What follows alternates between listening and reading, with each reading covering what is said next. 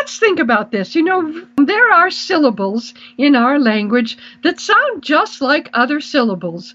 There's grass that you sit on when you have a picnic, and there's glass that you drink out of when you want to have a cup of milkshake or something, and there's ass. And an ass is also a funny name for a donkey.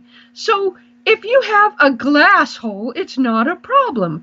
But somehow if you have an asshole, it's a problem? It's just the way our language has evolved. And as I said, some people's pucker reflex is tighter than others. How we can prevent pucker holes as adults is number one, everybody has to serve in some sort of job mandatorily where they come into contact with other human beings and they have to be nice to them, whether that's food service or hospitality or even working at the DMV, which can't be the best place on earth to have to work, or oh gosh, there's just so many occupations where you have to, retail, there's another, where you have to deal with the general public, and most of the time their expectations are way outrageous. But if you do that for a while, and you do that for a living for just a little while, and say you're a retail clerk, okay? And you have to clean up the fitting room or the floor of the sales part 17 times in 1 hour, then the next time you go shopping, why, you won't throw stuff on the floor.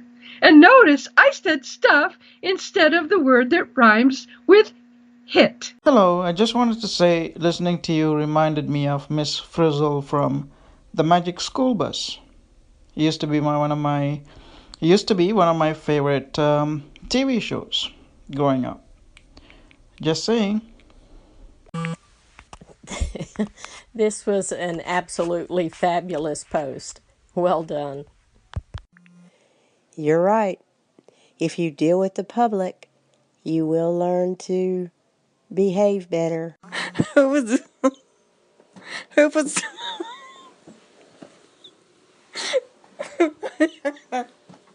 I can't say it.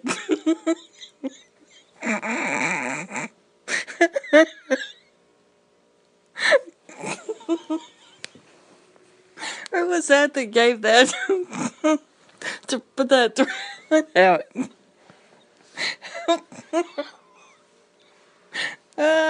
Okay.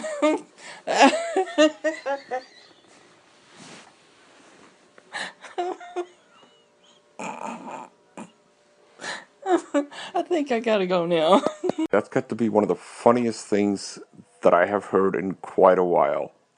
That was really good. Ay vey. All right, very good. Good job. I want to hear more. Hey, has anybody ever told you that you kind of sound like Miss Frizzle from the Magic School Bus? Well, I hope it doesn't offend you, but I have to agree with the Miss Frizzle thing. I love that show. When I was a kid, I was crazy about that show. Anyway, other thing is that I totally agree with you. My mother works in retail, and she says that it taught her a lot, and she was a nice person to begin with.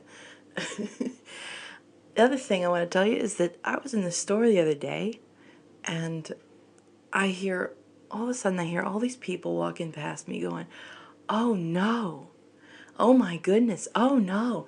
They all are saying this. None of them are saying what's wrong. And so I kind of smell something weird, but I can't tell what it is. I'm standing there, I'm going, oh man, okay. So I turn to one of the customers as they're passing and I say, "What's the problem here? There seems to be an issue." And he says, "Oh, yeah, well, somebody has knocked over like 7 bottles of wine." And I says, "Well, I've been here for like 5 minutes. Do you think anybody's told anybody about this?" And he says, "Oh, I don't know." So all these people were walking past, a pretty steady stream of individuals, and nobody thought to alert anybody in the store. And I thought that was so crazy. So anyway, we finally got a clerk over there, and she was just, well, to say the least, very unhappy. She was civil the entire time, but she was very, very unhappy.